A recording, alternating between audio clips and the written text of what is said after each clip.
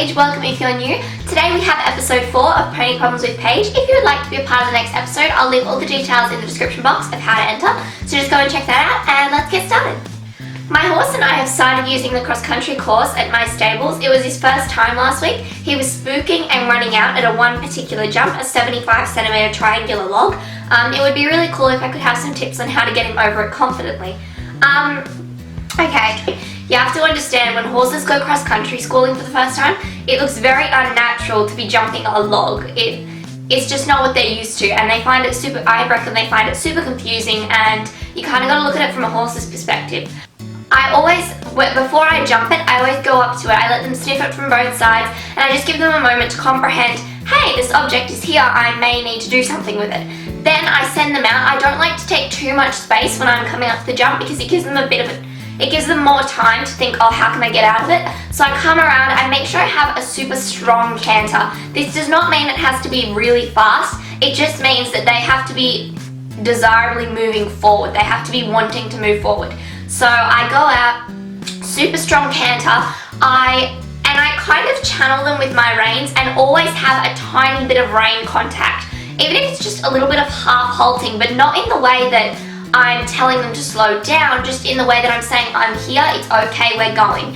And constantly keeping my leg on. If they are to run out, do not let them pass the jump, at least stop them in front of it, then you can discipline them, but do not let them run past because that'll just become a habit.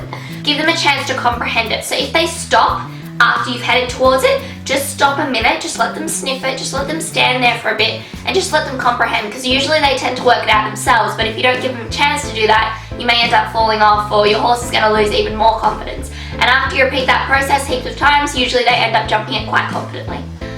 Danny Kalal asks, horses that bolt and buck after jumps. I think there's two reasons why horses do this. I think the first reason is because they're just having fun.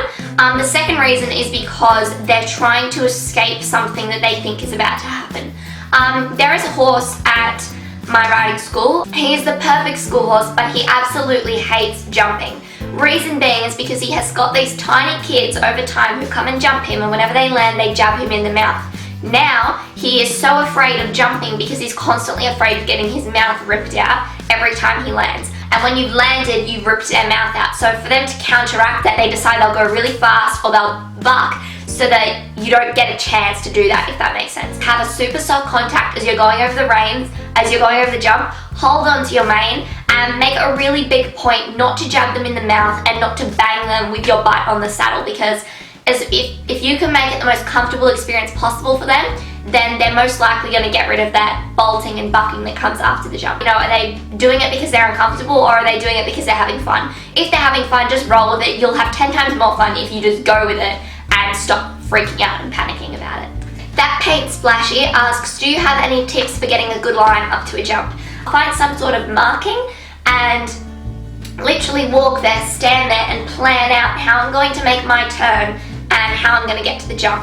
And I find that planning your line is what gets you the best line. When you're actually on the line having a straight jump, you really just need to think channeling forward and not swerving and turning, because I feel like once you're on the line, the more you try and fix it as you go through, the wobblier it gets. So the important thing is you need to establish it as you turn and not try it the least amount you can to fix it as you go, if that makes sense.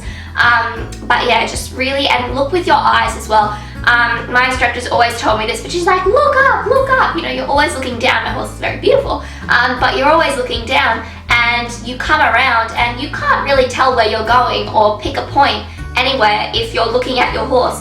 So pick a tree in the distance that is directly behind the line you're going to, stare at that tree, keep your leg on, and you'll tend to stay forward wherever you look with your eyes. Abby McLaughlin asks, my horse won't take the bit in his mouth. That means I can't get it in, and if I try, he'll hold his head up really high. How can I work past this?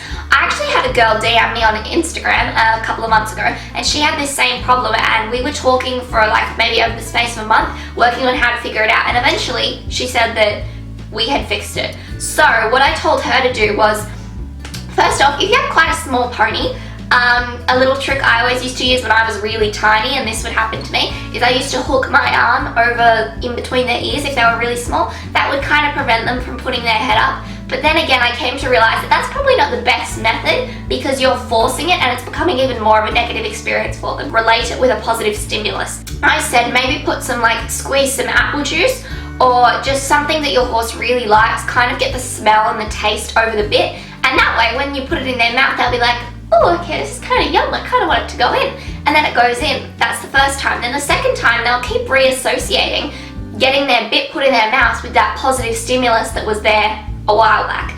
And if you keep reinforcing that, eventually you won't have to use the stimulus because their mind keeps getting taken back to this really yum food that they tasted when they got the bit in their mouth.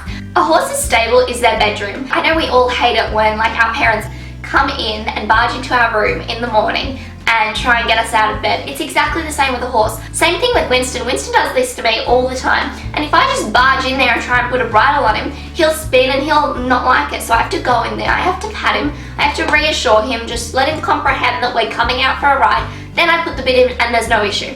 So there you go. Kirsty asks, how do you get your horse on the bit?